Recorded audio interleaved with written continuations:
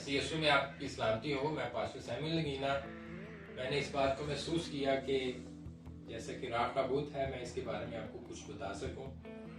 تو اس کو بتانے کا مقصد یہ ہے کہ بہت سارے ایسے لوگ ہیں جو کہتے ہیں کہ ہمیں راہ کا بت نہیں منانا چاہیے، یا بہت سے ایسے تہوار ہیں جو وہ نہیں مناتے۔ تو راہ کے بت کے بارے میں یہ بتانا چاہتا ہوں کہ ہمیں اس کو منانا چاہیے یا نہیں۔ تو سب سے پہلے ہم دیکھیں گے راہ کے بارے میں دیکھتے ہیں۔ یہ انسان کے ادنا پن کی تصویر ہے، یعنی جب انسان اپنے آپ کو خاک اور راکھ میں اوڑھتا ہے تو انسان کی بے ثباتی، حقیر ہونا، خاکساری، شرمندگی، غم اور توبہ کی علامات ہیں۔ اس کے علاوہ ہم دیکھتے ہیں کہ یہ مذہبی رسومات میں راکھ جو ہے وہ مذہبی رسومات میں پاکیزگی کے لیے بھی استعمال کی جاتی تھی۔ اس کے لیے میں آپ کے سامنے ایک حوالہ رکھنا چاہوں گا۔ گنتی کی کتاب ہے، اس کا 19واں باب اور اس کی 9ویں آیت میں دیکھتے ہیں۔ یہاں یوں مرقوم ہے، لکھا ہے، اور کوئی پاک شخص اس گائے کی راکھ کو بٹورے اور اسے لشکر گاہ کے باہر کسی پاک جگہ میں دھر دے۔ یہ بنی اسرائیل کی جماعت کے لیے ناپاکی دور کرنے کے پانی کے لیے رکھی رہے، کیونکہ یہ خطا کی قربانی ہے۔ یعنی کہ یہ راکھ جو ہے مذہبی رسومات میں پاکیزگی کے لیے بھی استعمال ہوتی تھی۔ اس کے علاوہ ہم دیکھتے ہیں کہ جب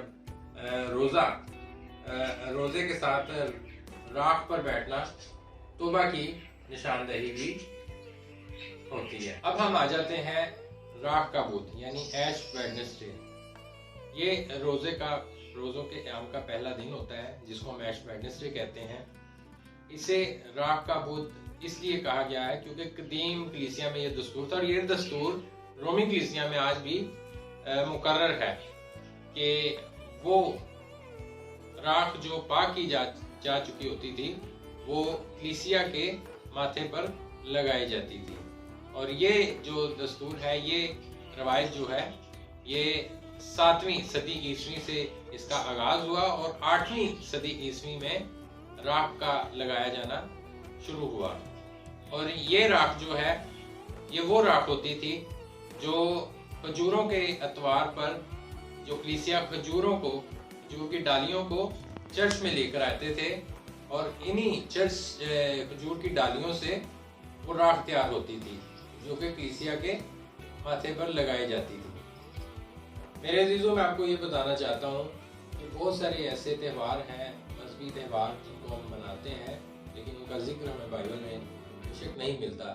لیکن ہمارے جو بزرگ ہیں، کلیسیا کے بزرگ ہیں، انہوں نے ان تہواروں کو مخصوص کر رکھا ہے۔ جس طرح کہ راکھ کا بت ہے، یہ بائبل میں تو ہمیں اس کا ذکر نہیں ملتا، لیکن یہ جو ہے، جس طرح میں نے آپ کو اس کے بارے میں گائیڈ کیا کہ غم اور توبہ کی نشاندہی کرتا ہے، تو اس لیے ہم سیلیبریٹ کرتے ہیں یہ پہلے روزے والے دن راکھ کا بت۔ ہم اس لیے کہتے ہیں کہ مسیح نے 40 دن روزہ رکھا، یعنی وہ بھی ایک غم کا تھا ایام کے 40 دن فاقہ کیا، اور اس کے علاوہ خداوند یسوع مسیح نے ہمارے لیے دکھ سہے، جان دی، خون بہایا۔ یعنی اس غموں کو یاد کرتے ہوئے، خداوند یسوع مسیح نے جو ہمارے لیے سہے، اس محبت کو یاد کرتے ہوئے ہمیں اس دن کو سیلیبریٹ کرتے ہیں۔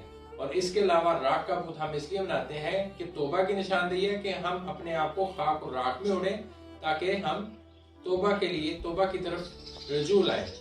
تو میرے عزیزوں، میں یہ چاہتا ہوں کہ ہم کلیسیا بزرگوں کے، خدا کے کلام کے، خدا کے تابع رہتے ہوئے ان تہواروں کو سیلیبریٹ کر سکتے ہیں۔